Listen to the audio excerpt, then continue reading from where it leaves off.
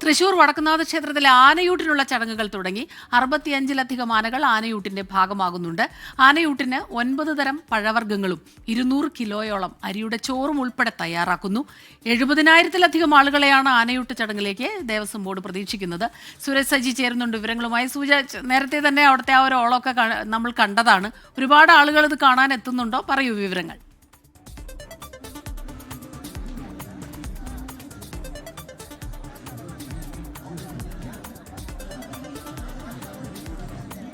അതാ അങ്ങനെ ഒരു ജനാരവം ആനയൂട്ടിന് വേണ്ടി കാത്തു നിൽക്കുന്നതാണ് ദൃശ്യത്തിൽ കാണുന്നത്. വലിയ ജനക്കൂട്ടം, അതായത് രാവിലെ മുതൽ തന്നെ ഇങ്ങോട്ട് എത്തിയ ആളുകളുണ്ട്. പ്രത്യേകിച്ച് തൃശ്ശൂർ ജില്ലയെ സംബന്ധിച്ച് ഇന്നലെ ഉച്ചയ്ക്ക് ശേഷം തുടങ്ങിയ മഴയാണ്. ശക്തമായ മഴ തൃശ്ശൂരിലുണ്ട്. പക്ഷേ ആ മഴയൊന്നും വകവയ്ക്കാതെ ആളുകൾ ഇങ്ങോട്ടേക്ക് ഒഴുകിയെത്തിയിരിക്കുന്നു. അത്രമാത്രം ജനക്കൂട്ടം നമുക്ക് ഇവിടെ കാണാൻ കഴിയും.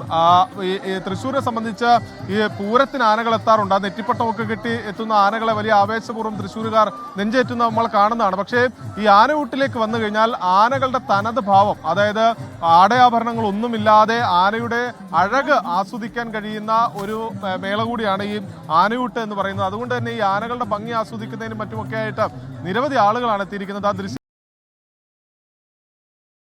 നല്ല കറുപ്പഴകോടുകൂടി തലയെടുപ്പോടുകൂടി നിൽക്കുന്നതാണ് കാണുന്നത്. 65 ആന ഇത്തവണ പങ്കെടുക്കും എന്നുള്ളതാണ് പറയുന്നത്. ഇപ്പോൾ ഈ ഗജപൂജയൊക്കെ പൂർത്തിയാക്കി ആനയൂട്ടിന് വേണ്ടി ആനകൾ അണിനിരന്നു.